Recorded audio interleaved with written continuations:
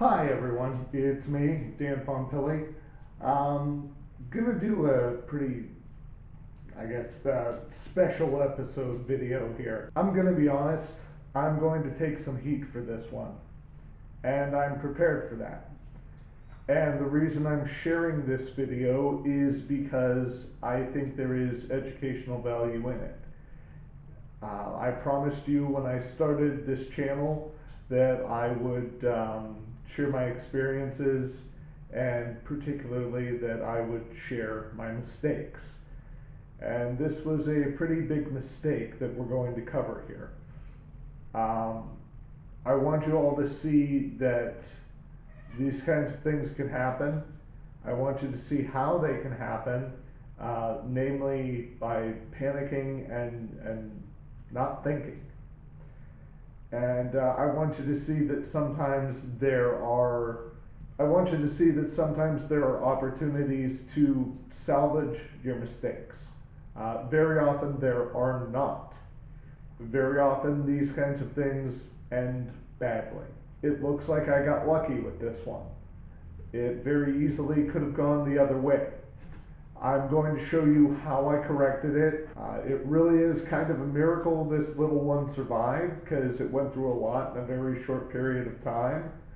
But I'm happy to report that it is surviving and even thriving. And that's the happy ending to this.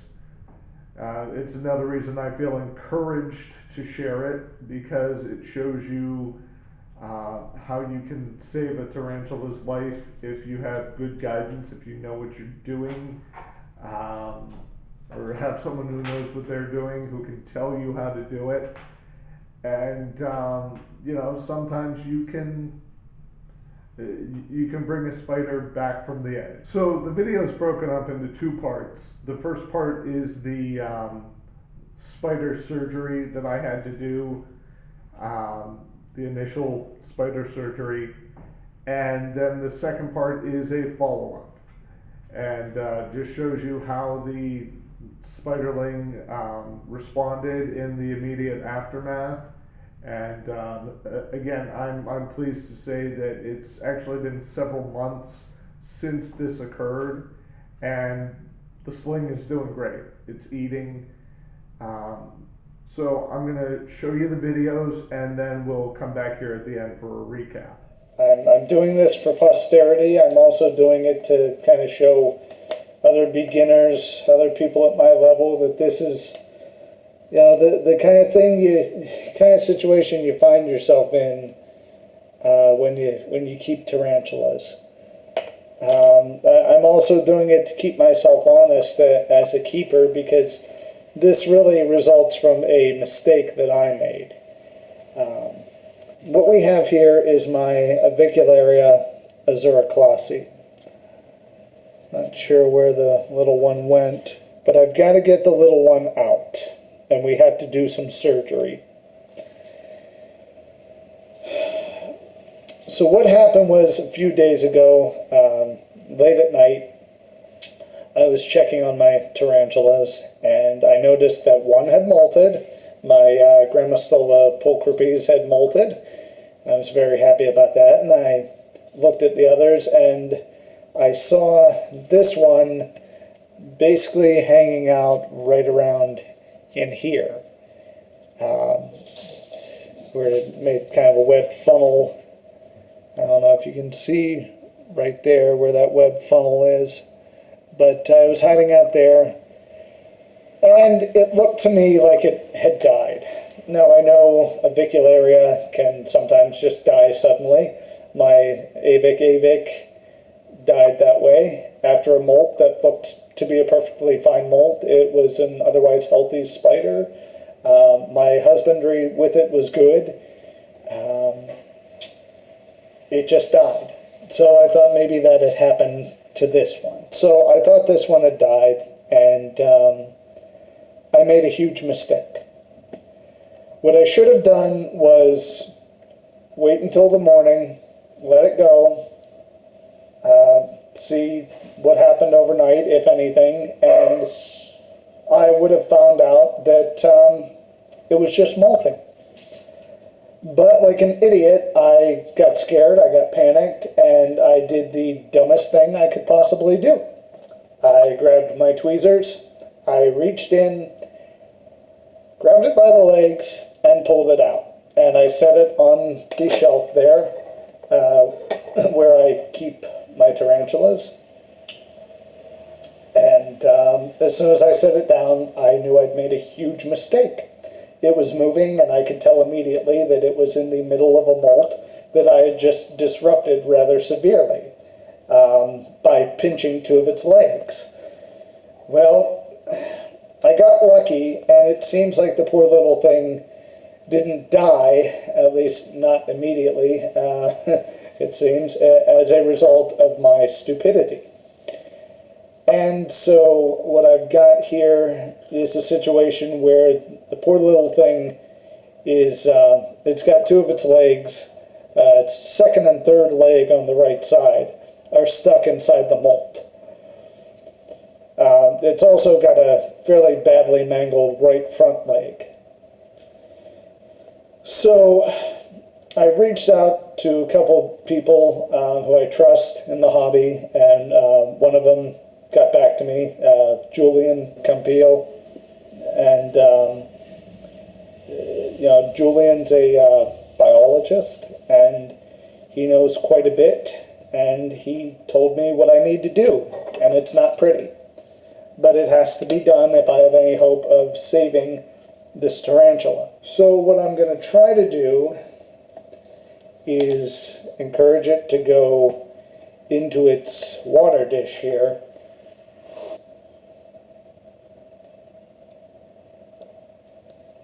Come here. Go on in there.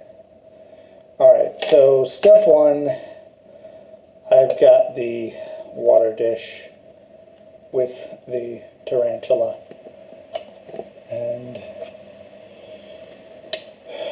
from what Julian tells me, the thing I need to do here is to use a very small pair of tweezers. And basically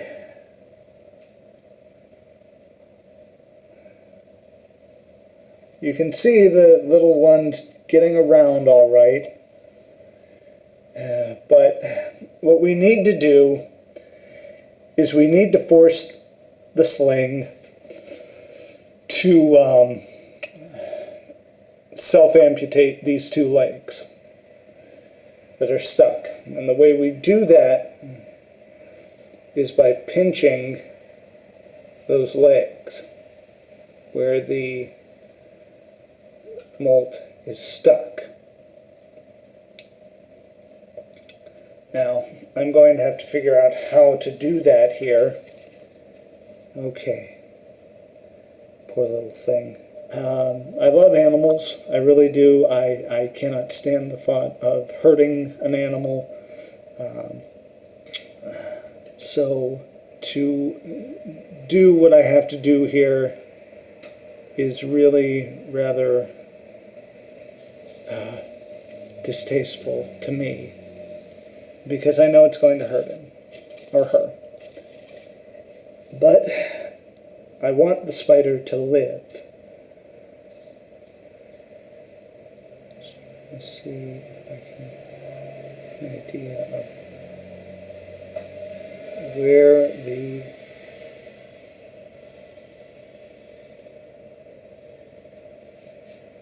okay, I see what we've got here. Yeah, its front legs are a little bit messed up. It was not a good molt, and that was entirely my fault. But I just need to get this little one to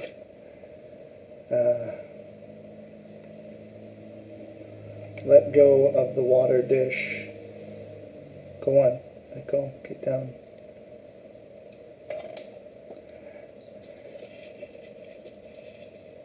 Oh, sorry, you haven't been able to see what I'm doing. So what I need to do is basically pinch this leg right here.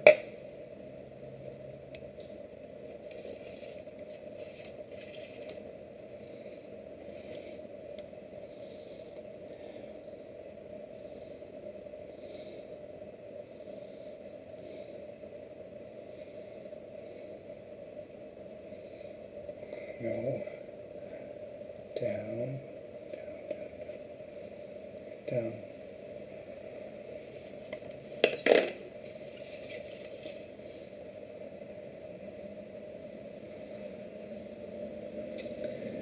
Won't let me near it. Good reason.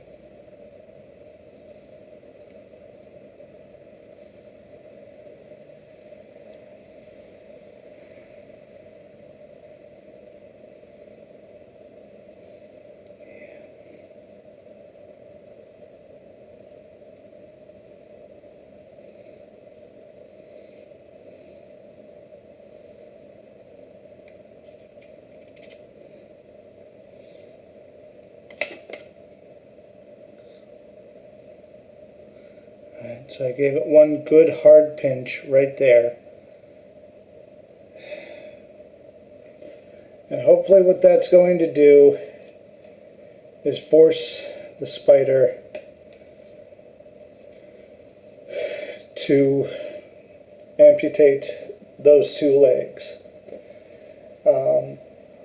You don't pull, you don't break them, well basically you're breaking them, but you don't pull or twist or anything like that, you just squeeze once hard. That basically, hopefully, will force the tarantula to let go right there at the joint, at I believe that's called the trochanter, and hopefully those two legs will be severed, and they're able to cut off the blood flow there.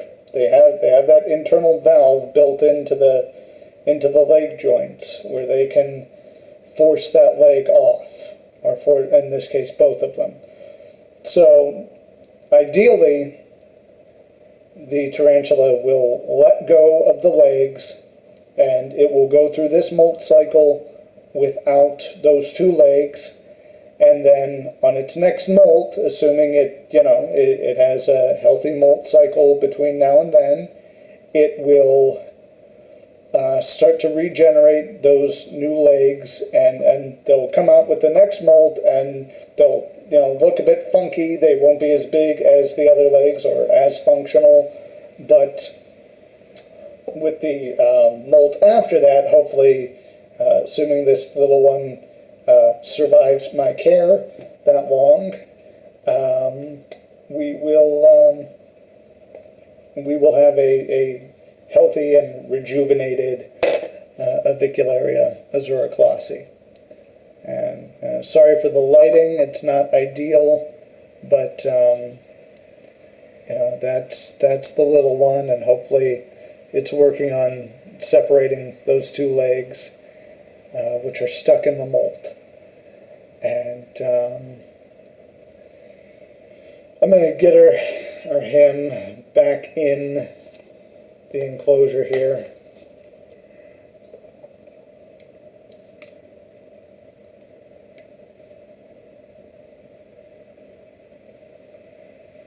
And just go ahead and put her back in.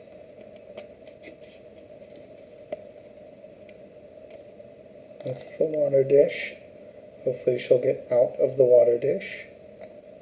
Come on, get out of there. Now it's amazing to me how resilient they are, that they can survive something like that, because, generally speaking, if you disturb a tarantula during their molt, you can kind of assume that they're not going to survive. It's a very, very weak time for them. I should say they're very vulnerable. For a guy who makes a living writing, I'm not speaking very clearly right now. But they're incredibly vulnerable, they're incredibly weak, they can be easily killed.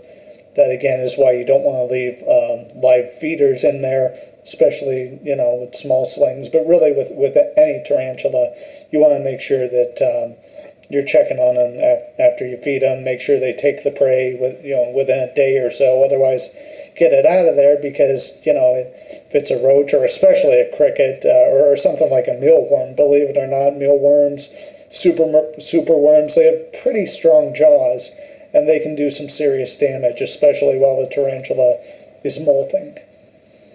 So,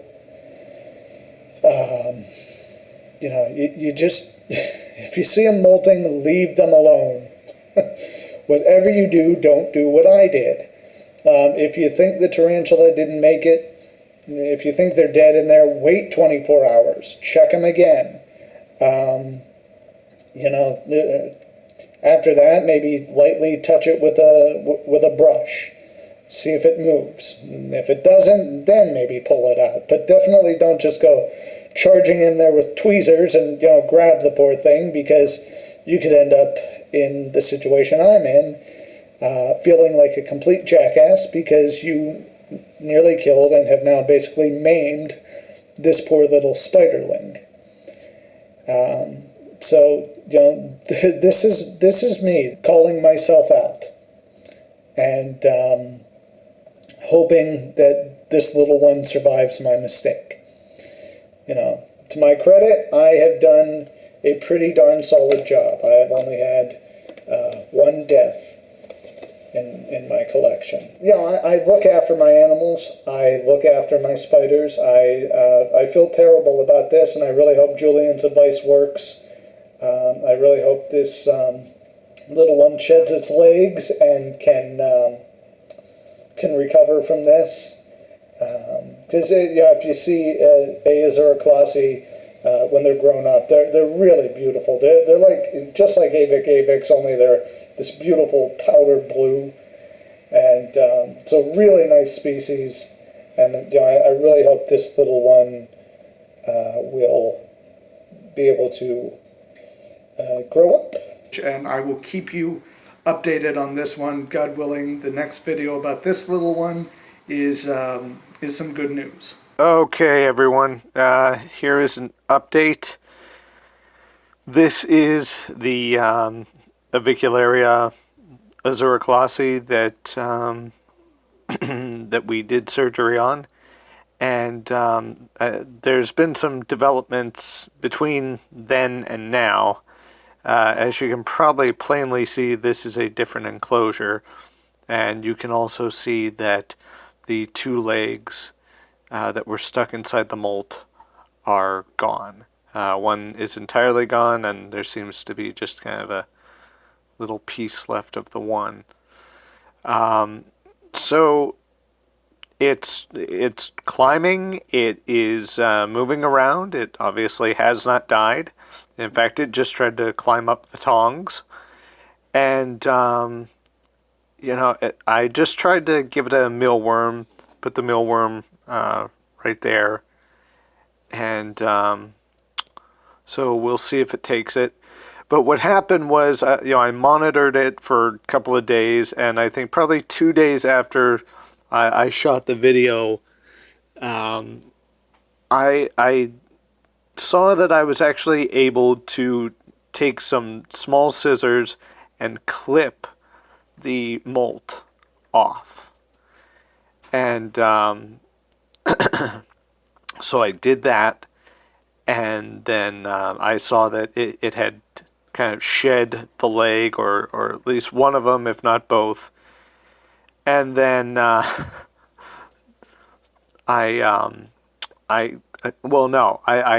clipped the molt off, and then I think it shed one leg. Yeah, sorry, I'm getting confused about the timeline. So many things have happened to this poor spider. But you can see it's got its palps, it's got its front and back legs on that side, and it's moving, it's fine. But then a few days ago, I checked, it was around midnight, and I was very upset to find that the enclosure that it was in Pardon my dog, she's being a drama queen right now. But the enclosure this tea was in had developed a serious mold outbreak. So at midnight, I had to do an emergency rehouse, and I put it in this 32-ounce deli cup. I had to hurry down to the garage and get out the soldering iron, poke some holes, and come up with some quick decor that allowed it to climb. And just keep checking on it. It seems like it's doing fine. It didn't feel like taking food off the tongs, but it certainly seems to have energy and pep, and it's doing its thing. So I think we may have been successful here. Here's hoping for the best. Here's hoping that at least one, if not both of those legs grow back with the next molt. And hopefully this little one will eat for me soon. And there you have it. Thanks again to Julian Campillo for the advice. It seems to have worked one way or another between clipping the molt and pinching the legs. It seems like we saved this one. So thanks again, Julian. And thanks to everyone for watching. Turned out to, thankfully, not be a total catastrophe. Okay, so I hope everyone appreciates what happened there. A little bit of patience would have prevented this whole thing. That's really the message you should take away from it. Beyond the surgery, beyond the follow-up, beyond the rehousing, you really need to take away from this that patience prevents a lot of problems. It was late at night. If I had just waited until the morning and let the sling alone, this entire video would have been unnecessary because it would have probably molted with no problem and there's nothing to discuss. It was unfortunate that I panicked. I can't even call it a rookie mistake because I've been in the hobby a year and a half. I have 30 tarantulas. I should have known better. It's as simple as that. But I managed to save the sling. And again, I owe Julian a lot of thanks for guiding me through that. You know, ultimately the sling ended up with 5 legs for this molt cycle. And it's getting along fine with them. So this poor sling has just been through quite an ordeal. And it really is a bit of a miracle that it's still alive. But it is, and it's doing fine. Like I said, I know I'm going to take heat for this. A lot of people are going to jump all over me. I understand it. It was a really dumb thing to do. The purpose of the video, though, is to show people, again, 1, patience is a virtue. And 2, sometimes you can make up for your mistakes. A lot of times you can't. So it's best to revert to number 1, or refer to number 1. So I'll keep you posted on this spiderling. It is eating, it is drinking, it's moving around its enclosure, it's doing fine. I expect that those legs will come back with the next molt, which hopefully will be a healthy one. And I'll make damn sure to leave the spider alone. That's it for this one. Throw your comments in under the video. I will read them. I do want feedback. Also, you can see wearing my Tarantula Haven t-shirt. If you haven't checked out Tarantula Haven, Alex is a great guy. Definitely smart enough to leave spiderlings alone when he finds them in a mold, I'm sure. So just go check him out. He's a great guy, does great videos. I always try to endorse my fellow YouTubers who inspired me to keep going with the hobby and then ultimately to become a YouTuber myself.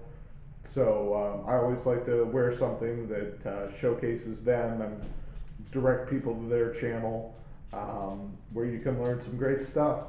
So thanks everyone for watching. I hope you appreciate what I tried to do here, and I will see you next time.